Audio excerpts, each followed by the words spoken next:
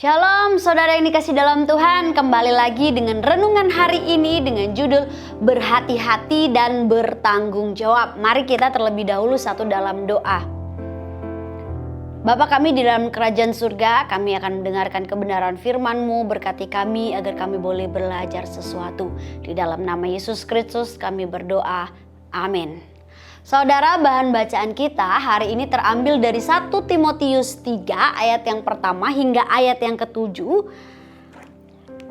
Karena banyak, saya akan membacakan ayat yang kedua saja.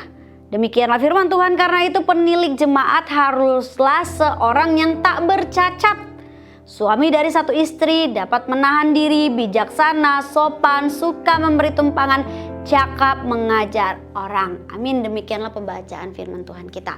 Saudara yang dikasih dalam Tuhan, Paulus tidak sedang menjelaskan satu kelompok orang Kristen dengan kualifikasi yang khusus dan untuk yang berbeda dari kelompok orang Kristen lainnya yang kualifikasinya berbeda.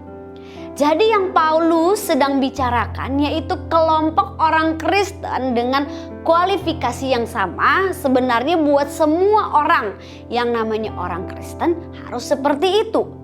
Tapi bedanya penilik jemaat harus lebih seperti itu. Misalkan lebih tidak mabuk-mabukan, lebih tidak pemarah, lebih bisa memimpin keluarganya. Jadi maksudnya dari sisi apa? Penilik jemaat itu memiliki kualifikasi hidup orang Kristen yang sama seperti semua orang Kristen. Tapi dia harus lebih advance atau lebih menghidupi syarat itu dengan serius dibandingkan orang lain. Tujuannya apa? Karena dia yang menilik jemaat, yang mengembalai jemaat, dia yang sudah memenuhi syarat itu bisa bantu orang lain untuk bisa seperti itu.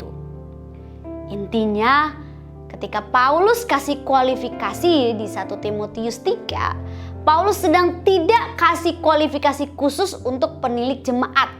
Jadi seakan-akan tidak ada di kepala Paulus dua set kualifikasi berbeda untuk dua kelompok orang Kristen yang berbeda. Paulus kasih satu set kualifikasi yang sama untuk semua orang Kristen. Tetapi Paulus tekankan secara khusus penilik jemaat harus lebih seperti itu.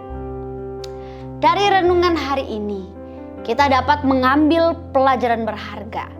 Meskipun ditekankan secara khusus penilik jemaat harus lebih seperti itu, kita juga bisa mulai mencoba untuk lebih juga seperti itu.